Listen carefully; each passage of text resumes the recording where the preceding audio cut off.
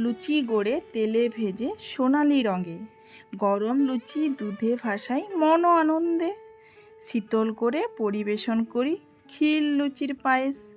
নমস্কার, সবাইকে জানাই অক্ষয় তৃতীয়ার আগাম প্রীতি ও শুভেচ্ছা।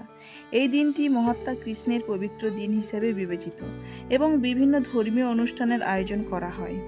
তাই এটিকে মাথায় রেখে আমরা একটি নতুন আইটেম নিয়ে হাজির হয়েছি আপনাদের দরবারে।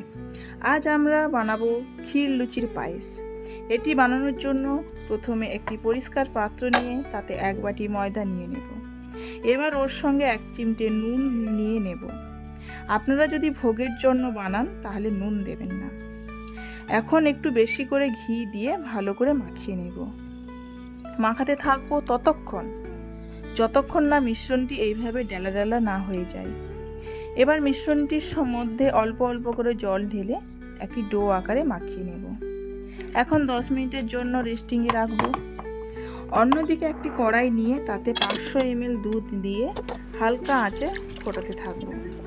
অন্যদিকে 5-6টি ছোট এলাচ নিয়ে ক্রাশ করে নেব। আর খোয়া ক্ষীর বাজার থেকে নিয়ে এসে গ্রেট করে নেব।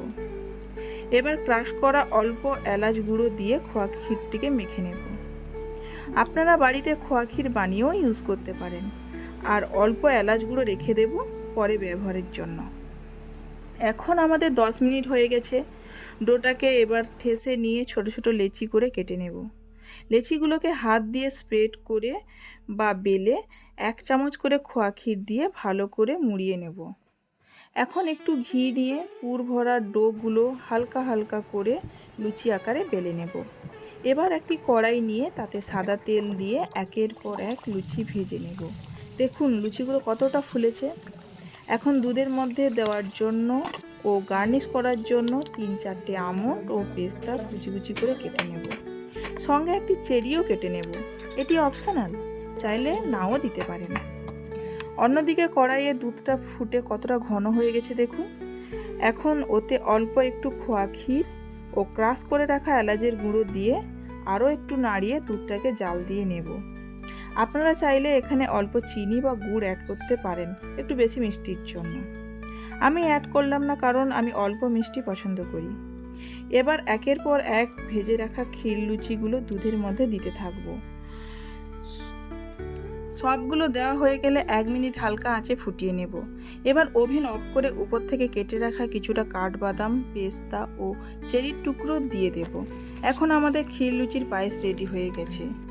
এখন এটাকে ফ্রিজের মধ্যে ঘন্টা 2 রেখে একটু ঠান্ডা হলেই আপনারা পরিবেশন করতে পারেন। আমি এখনই পরিবেশন করছি। পরিবেশন করার জন্য একটি প্লেট নিয়ে তাতে একের পর এক ক্ষীর লুচিগুলো দিয়ে দিলাম। সঙ্গে একটু দুধও দিলাম।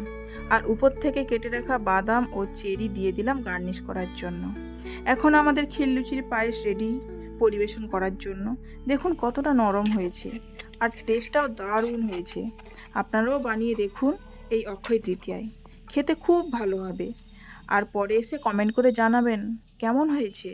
আবারও একবার অক্ষয় তৃতীয়ার শুভেচ্ছা জানিয়ে সবাইকে টাটা। ভালো থাকবেন, সুস্থ থাকবেন।